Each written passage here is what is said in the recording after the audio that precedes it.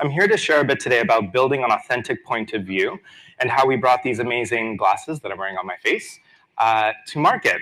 I have to start this presentation with a little bit of a product pitch so that you understand the concept of what we're talking about. Earlier this year at Meta, we launched Ray-Ban Meta Smart Glasses, which is what you see on the slide. But there's a couple key things that you need to know about the glasses and how they help to build an authentic point of view and how it shaped a little bit of how we launch products.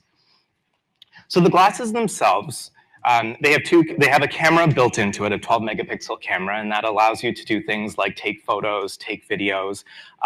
We launched a similar pair back in 2021, but we kind of turned up the dial on every part of these glasses in the most recent launch. So new custom speakers so you could listen to things like Spotify or take calls, 5 microphones to do things like audio rejection. I'm speeding through it because it's not about the glasses, it's about the launch, but you've got to understand the glasses a little bit. And the last piece is Meta AI built in, so you can ask the glasses questions about anything that's top of mind or about what you're looking at. Story for another day, but the glasses themselves.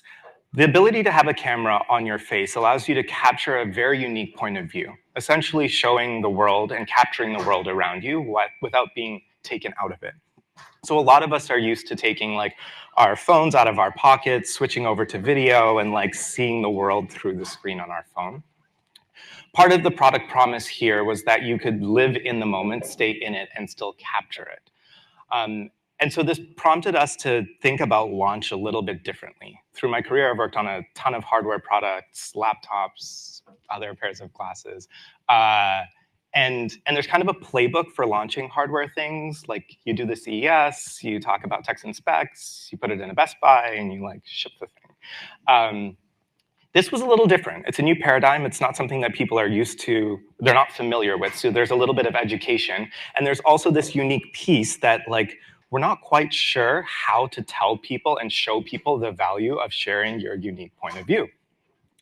So how we did that, how we built this authentic point of view, classic product marketing, we break everything down into 3 steps. The first step, dogfooding. As I was making this slide, I'm not sure if like that's an industry term or a meta term. It's an industry term, thank God. So dogfooding, super important at Meta. Across all the lines of businesses, we do it to no end. But especially as we were launching these glasses, it was so crucial to put this in the hands of people and both test it for reliability and make sure that we could drive this to like its edge and see what these things could do. But more importantly, we were trying to understand like, what will people do with these things? From there, that helped us craft our, what we call intenders, essentially our audience marketing or grouping of people that we would target this product to in market. And then we scaled that through influencers and creators. So this 3-step of dogfooding to learn for ourselves how people will use it, taking that information and making intender groupings, and then working with those groupings at scale through influencers and creators. So I'm going to walk you through a little bit of this journey, starting with the only video that I have in this slide, which I hope works in this deck, which is a preview of what we captured from our dogfooding and with MetaMates.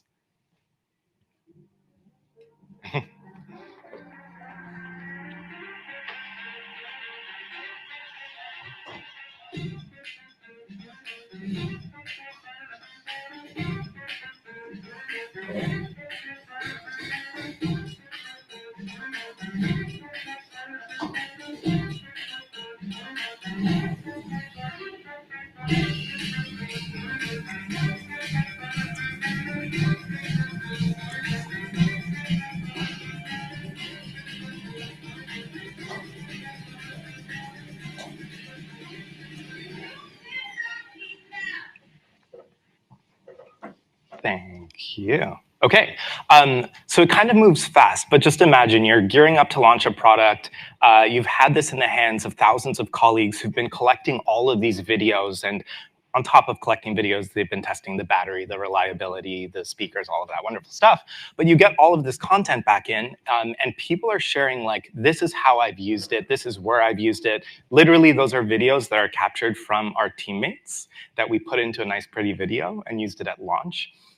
But as we looked through all of these videos, it really helped us distill down, like, how are people using this into categories, which as PMMs we were able to take and say, like, okay, we're seeing 6 groupings here, which we believe we can ground this product on and pass that off to our marketing teams via a brief to say this is who you should go target and in which scenarios and why.